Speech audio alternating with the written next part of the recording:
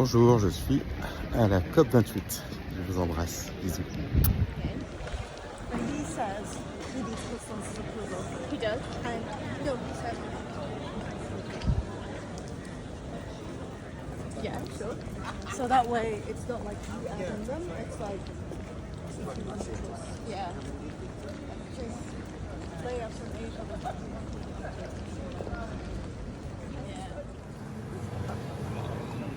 Look at what we've built. What's ours to protect? What's happening around us?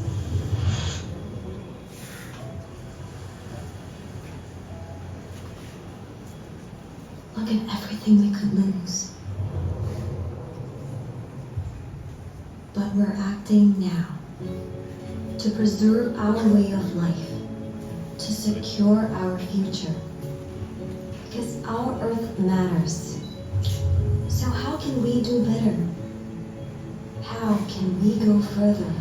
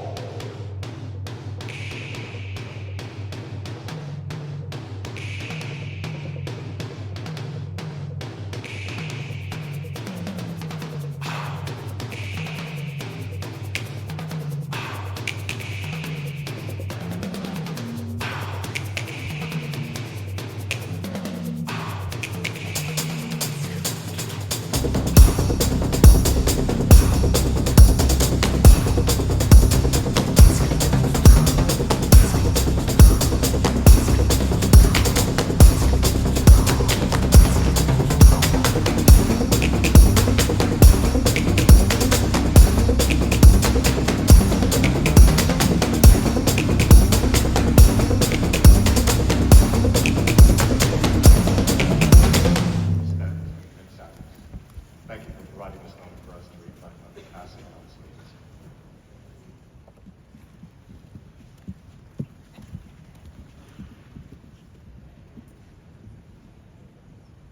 President, for giving me the opportunity to speak about Professor Dr. Salimul Haq. He was an outstanding and very well-spoken gentleman, loved by all.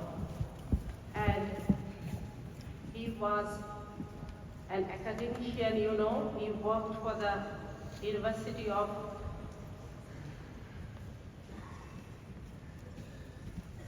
Independent University of Bangladesh, and he established one department to study tertiary level education for environment and climate change, and established one center. As well as the UNFCCC Secretariat, your help and support was invaluable. As you all know, COP27 convened at a difficult time in the midst of a challenging international context, as the world continued to recover from the impacts of COVID-19 as well as face the compound ramifications of the war in Ukraine. Nevertheless, COP27 turned out as yet another moment where our commitment to a greater cause prevailed, a landmark in our collective progress to ensure inclusive and effective global climate action. Building on previous COPs, COP27 succeeded in delivering a number of much-needed and long-awaited elements to the global climate agenda. Together for Implementation was not just a slogan at COP27, but rather a timely call to move from setting rules, frameworks, and commitments to a clear focus on the tangible implementation of these commitments on the ground. A call which we needed together by establishing the loss and damage funding arrangements, including the fund, launching the Just Transition Work Program, and agreeing on the Mitigation Work Program. We showcased an unwavering commitment to enhancing global climate action during this critical decade. By voicing a resounding call for the reform of international financial institutions, highlighting renewable energy as a pathway for the future, championing the adaptation agenda through the work of the Marrakesh Partnership, and agreeing on unprecedented outcomes on water, oceans, and forests, we at COP27 ushered in a new age of implementation in our relentless fight against climate change.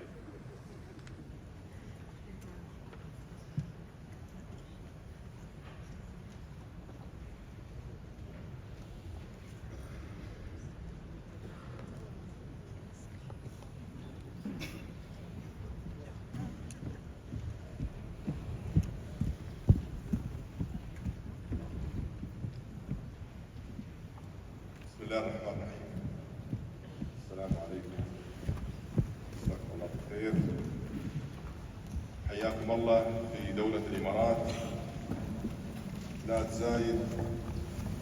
زايد الخير والعطاء والتنمية والاستدامة.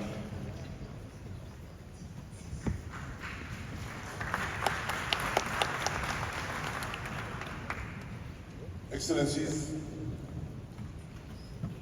dear friends, colleagues, members of every delegation, it is an honor to be with you today. And I am so glad that this day has finally arrived. And as my first official act as COP President, allow me to express my gratitude to my very dear friend, Sameh Shukri. Your Excellency, you have led this conference with vision, purpose, and integrity. We are indebted to you for your service, your accomplishments, and your commitment to climate progress. And allow me to also extend my gratitude to every person in this room. We come from different nations, different backgrounds, and different generations. Yet, we share something vital. At some point in each of our lives, we all made a choice to help carry the burden of a great responsibility, to raise our hands and bear some portion of the weight on our shoulder. That choice is why we are all here in the United Arab Emirates today. The UAE is deeply proud and humbled to be hosting COP28 at a pivotal time in this critical decade for climate action. We know, as you know, the gravity of this moment. We feel, as you feel, the urgency of this work.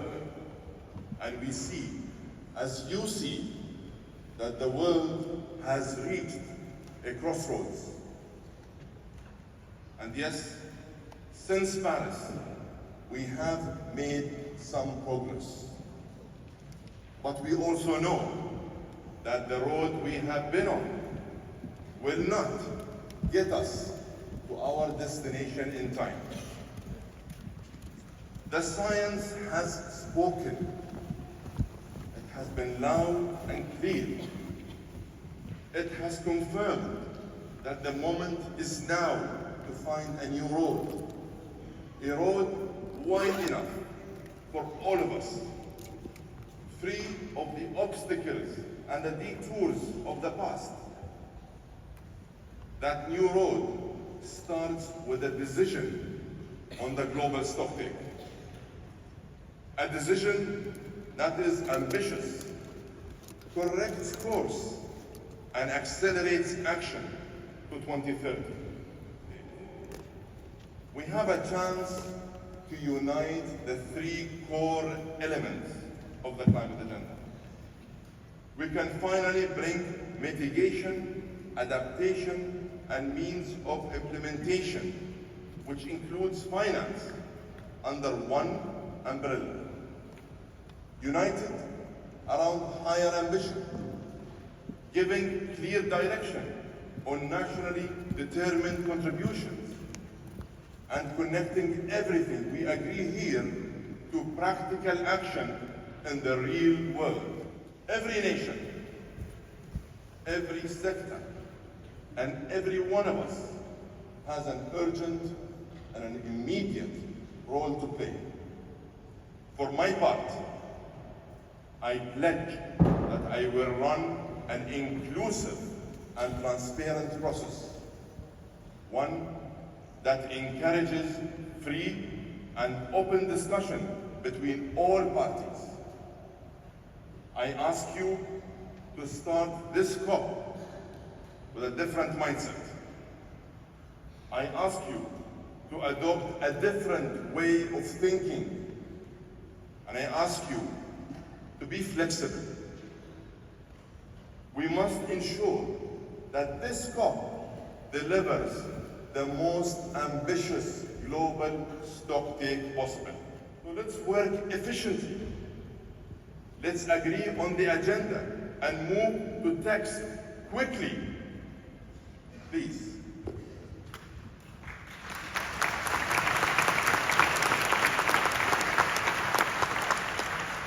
We have no time to waste. Friends, I believe that the United Arab Emirates reflects the spirit we need at this COP. My country is only 2 years older than me. And that makes it a young country, in fact, a very young country. It is a nation that rose up from the desert through the vision and foresight of our late founding father, Sheikh Zayed bin Sultan Al Nahyan, and the conviction and aspiration he passed on to the generations that followed. 52 years later, just look around. We may be a young nation, but we have big ambitions and hold fast to principles like collaboration, optimism, true partnership, determination, and commitment. These are the ingredients that make up the DNA of the United Arab Emirates. Thank you very much. Sorry.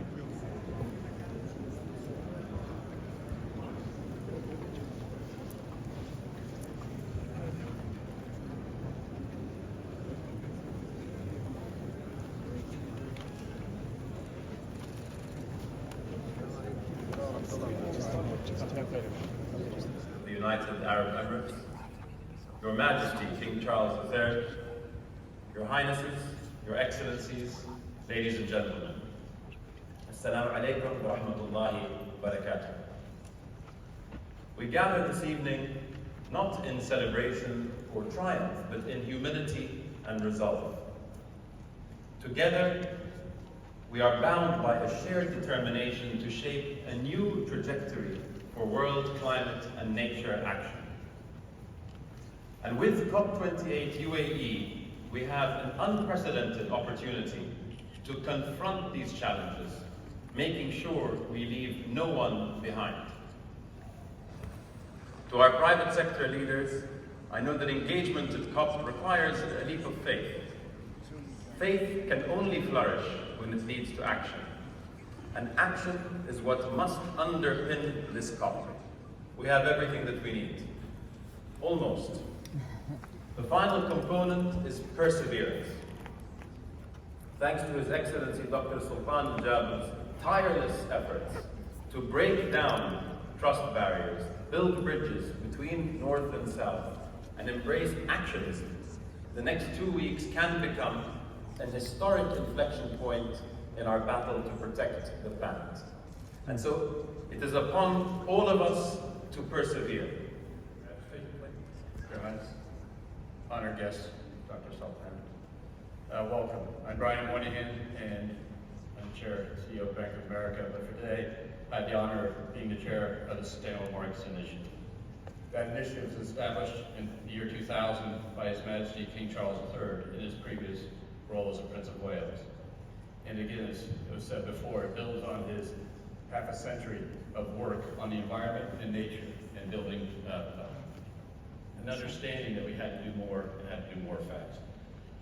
Because of his vision and leadership, hundreds of leaders, public, private, philanthropic, have engaged to ensure a just transition takes place. So what is the SMI? It's 200 plus CEOs working together across all different types of industries. 500 signees to the Terra Carta, which is a statement of our North Star and where we need to go. 20 task forces working across all different industries together to help shape a just transition. Delivering not only white papers, but as His Majesty reminds me often, also getting things done. And so that's what we're doing. We've been able to advocate in the public sector, but importantly, we've been able to engage in the COP process, starting in Glasgow, then to Sharm el-Sheikh, and now here in Dubai, here at COP28. And it's critically important to have the private sector engaged, as was previously said.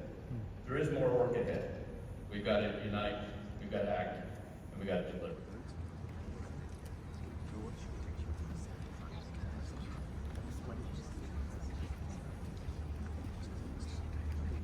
Your Highness, Your Majesty, Excellencies, colleagues, ladies and gentlemen. It is my pleasure to be in your company today, in the company of so many climate leaders who are leading action on so many fronts: policy, industry, business, finance, culture. The world is at a crossroads. Heat records are tumbling across the world.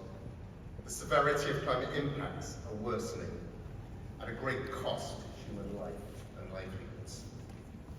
And yet nations and the private sector are moving faster than ever before to tackle global heating. We understand here in the United Arab Emirates a regional front runner on climate action, an emerging global power on renewables. But we're not moving fast enough. All of us here have shown that we can progress, and all of us have the power, the influence, the resources to turn momentum into acceleration. So let's talk solutions. The Paris Agreement provides all of the tools we need to avoid the worst impacts of global heating by limiting the world temperature rise to 1.5 degrees. Here in Dubai, governments must agree what bolder actions need to be taken and how to deliver them. I urge leaders to apply the what and the how to climate finance. So my ask to the representatives of multilateral banks, business, and philanthropies: think of climate finance as more than a moral imperative. It is an excellent investment which pays major dividends for donors and recipients alike. alike. And I urge all of you to keep thinking and acting to align your policies, business strategies, PR even, with climate goals. Your action can shape the citizens and consumer choices of billions, changing the public conversation, leading to more jobs and opportunities, less poverty, less pollution, better health, and in turn, spur government to greater climate action. We already have all the tools and the resources today to avert the climate disaster. So let's get to work.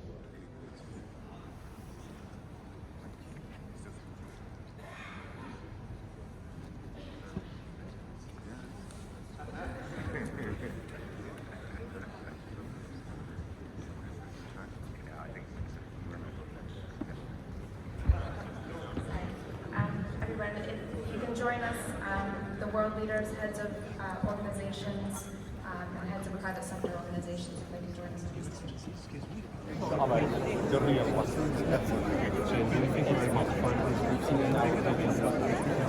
We're moving around, but like the leaders all just take this.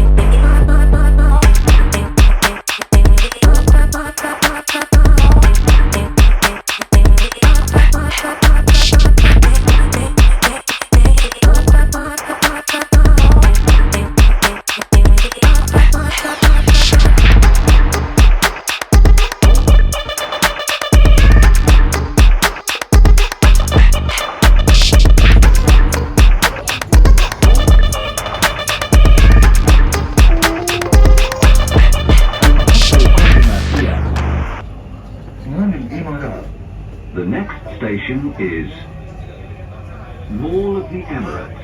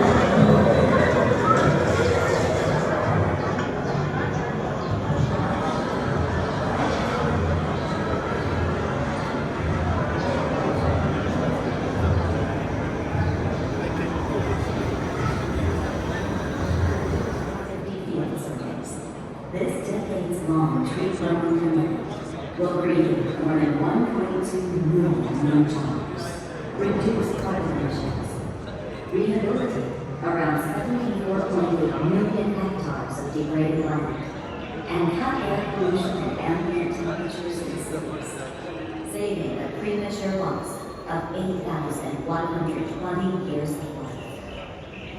Native, drought-suitable tree species have been chosen to reduce water reliance, and tree growing efforts are already well underway, with 41 million trees already planted in Saudi Arabia since 2017. In Saudi Arabia, the seeds of change are already being planted, and we have only just begun.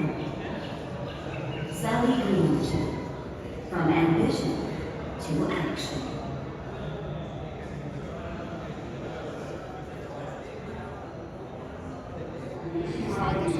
المؤسسة العامة لتحلية المياه المالحة.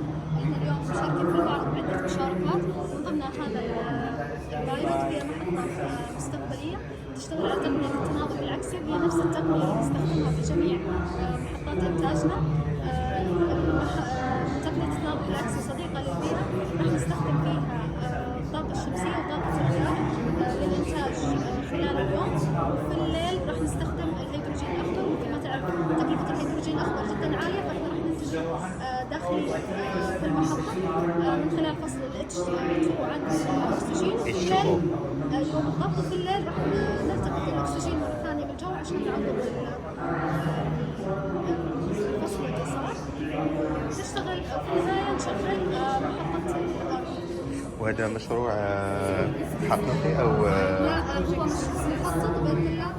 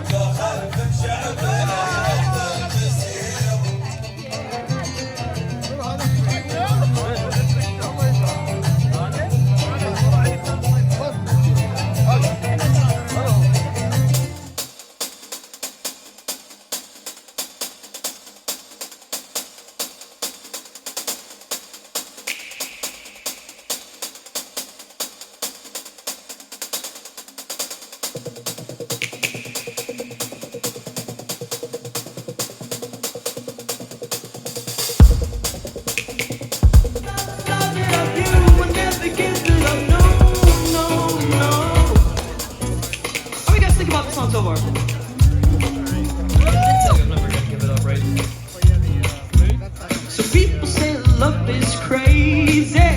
Some people say love ain't amazing. These are old cold stories that they've always told, and every time they mention them, it gets old. But I will love it up. I will never give it up. No. And I will love it up. I will never give it up. No. It's a bit so free. It's a bit me. So tell me now, love it up. You will never give it up. No, no, no. It's a beautiful feeling and it's truly so healing for me and you. So just hold my hand and you'll understand and your dreams will come true. You gotta love it up. You will never give it up. No, no, no.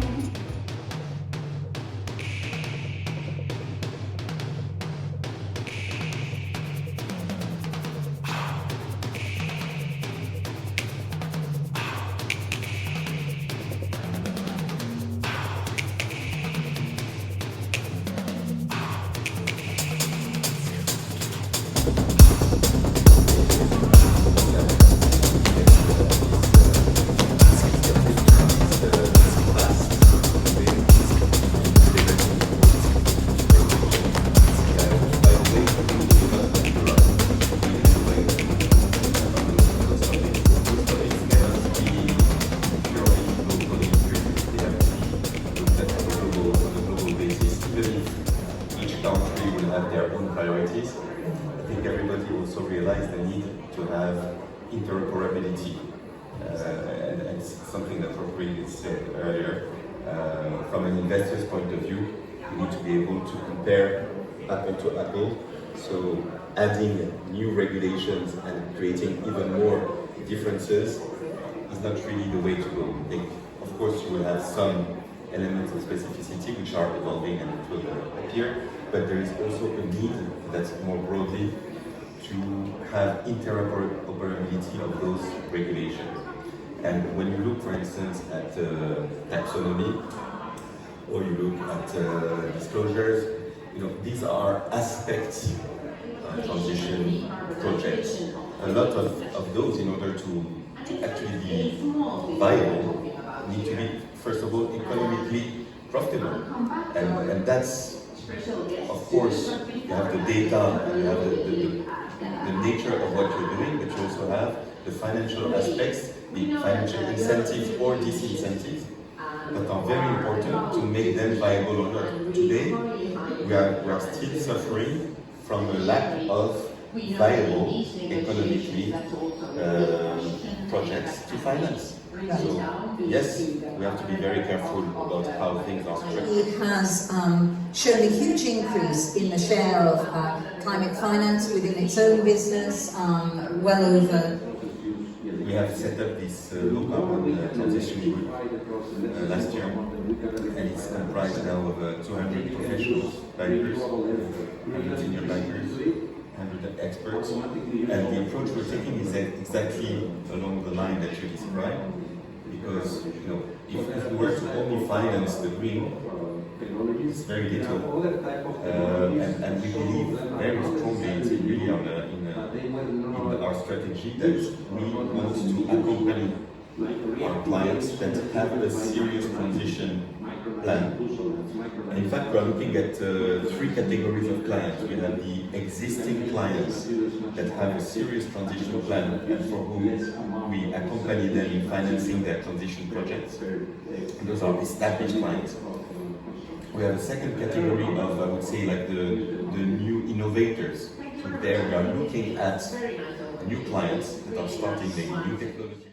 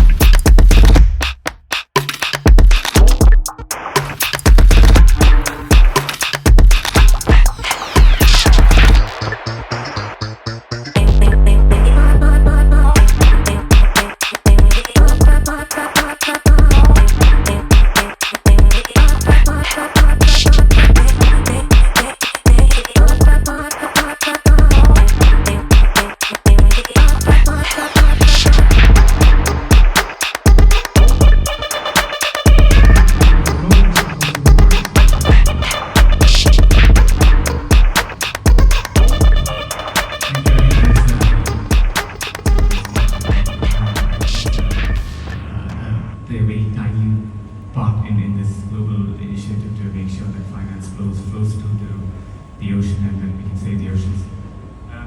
I'd like to first congratulate Senator and His Excellency Mr. Edwards. The fact that we have celebrated the launch of the framework is itself a great milestone. Not in itself for the product as a Blue Bond, but also for the fact that this is the first framework which will reference the Global Practitioners Guide to Blue Bonds, which is launched as of 6th of September. And it's also an important milestone in the whole blue issuance process. Issuing a framework signifies a country's ambitions and what it seeks to achieve out of raising capital in the capital markets.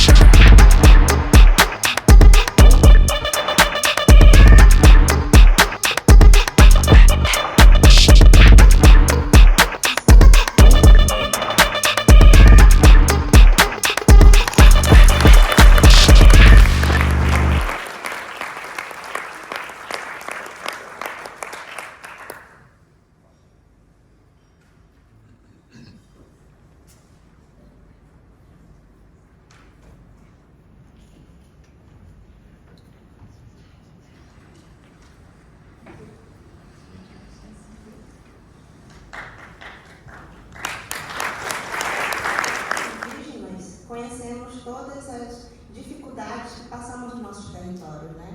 É importante falar, quando se fala de território, falar da importância da preservação desses territórios onde estão presentes os indígenas, dizer que os indígenas, nós indígenas, principalmente as mulheres, somos as maiores defensoras do meio ambiente, da educação, da saúde, e principalmente quando fala de território para nós povos indígenas, é muito importante vocês entenderem que no território, na floresta protegida, tem povos indígenas e também estão protegendo toda a fauna, os animais, a flora.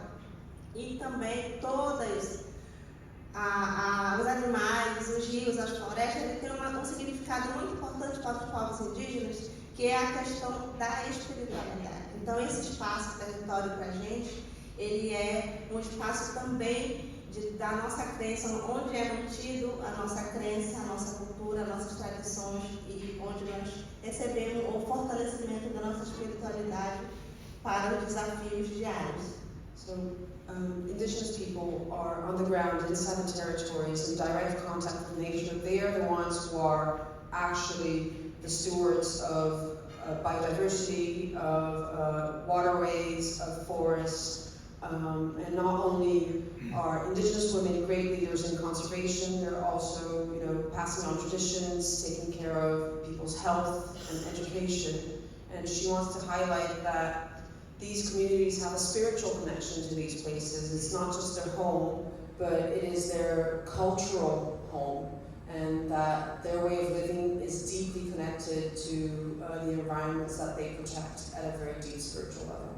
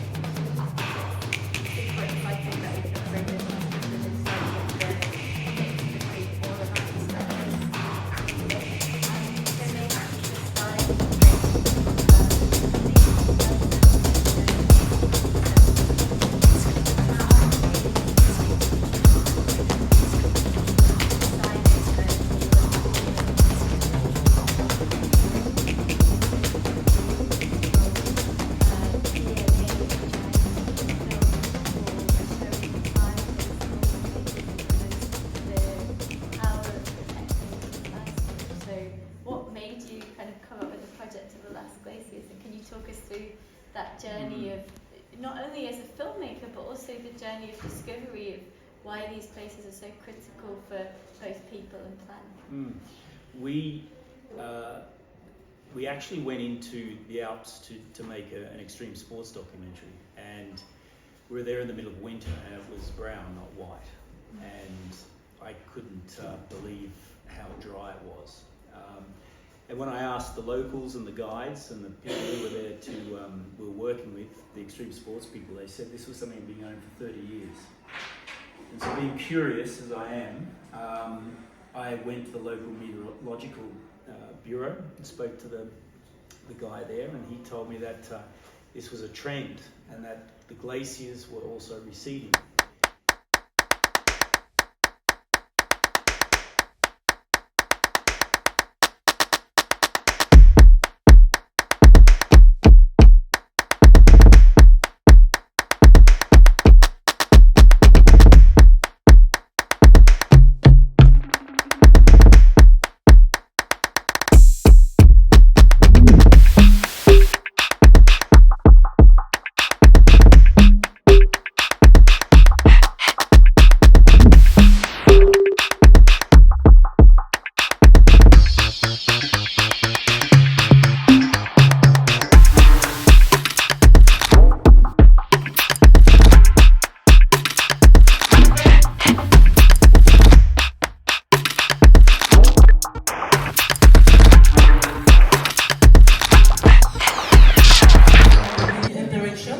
With capital market stakeholders, meaning corporates, institutional clients, but also regulators, public sector stakeholders. So based on this daily interaction, how would you describe today the challenges faced by private sector investors to face these challenges to upscale the financing of the transition? Thank you, Krista. Thank you, everyone, for being here today. When we look at the private sector, I think one of the first things that investors really focus on is risk. But I want to describe risk that they're facing today in a different way. We have a higher cost of capital. Interest rates across the return, and there has to be an adequate risk allocation, which is what you were talking about. So it's always that risk-reward balance. And I would add something between risk and reward, which is regulation. A third R. So that's going to make it, for example, taxing, expensive, counterproductive, not good for your share price to fund certain things, better for you all in all to go into them, perhaps because of a carbon tax or some other elements that the regulation has.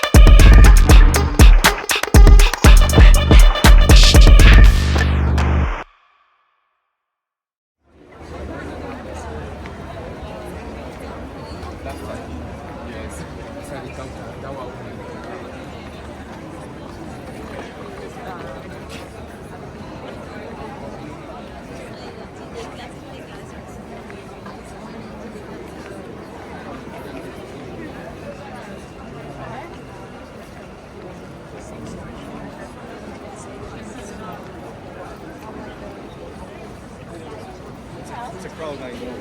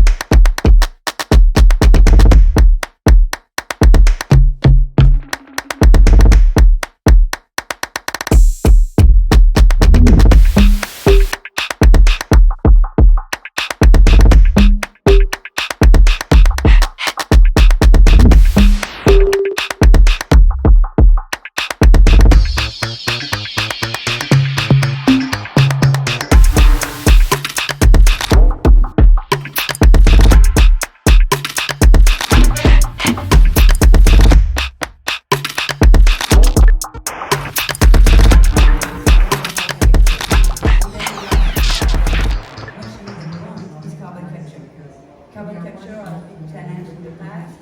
As long as it is not used to enhance oil recoveries in the low carbon transition, this is something that is very much valuable because certain industries, they just can't transition. They don't have the need today for a quick fix in terms of CO2 emissions. And for instance, this is the cement, this is the steel. We know we have views, but given the urgency to act, we should be prepared to do carbon capture with steel, with cement, and any other industry that might be needed. And once we have said that, we are developing knowledge, industrial knowledge, sectoral knowledge, and then at the low carbon, our mandate is to support the transition of our clients. So we do then in terms of banking approach, we do advisory, strategic advisory, M&A, but also because the transition is a matter of innovation and investment, our view is also that to support the innovation and the investment, this is not a pure bank play. This is a play that has to be done also with the equity support of our clients and of the institutional funds. And then last, so we are playing across equities. And the last point is that we are also financing. We do finance projects, we do project finance advisory. This is a strong focus on BNP Paribas. In the region, we have been very active in the renewable sector. About low carbon, and BNP Paribas presence in the region is larger than that. We also have been active with Baku and the likes, but we have to focus on what trends for the decarb. Typically, we will be advising and deploying, supporting the funding of big renewable projects. Our clients goes from the national oil companies until the innovative companies. We work with, of course, ANOC and, for instance, not to name but Saudi Aramco on their new project that replaced the alternative molecules project. And then beyond that, we work a lot with corporates, active across the world, active in the region. Renewable, I mentioned renewable is the easiest part, but we did also, we were part of the banking group that has supported the financing of NEOM for its hydrogen part with Air Products, amongst other PIF, a project, and a lot of investors, because this demonstrates that the investment that is at stake is big. We know certain technology, renewable, others are nascent, or even let's stay on hydrogen, and then we need all to tap all funding packets if we want to give a chance to transition.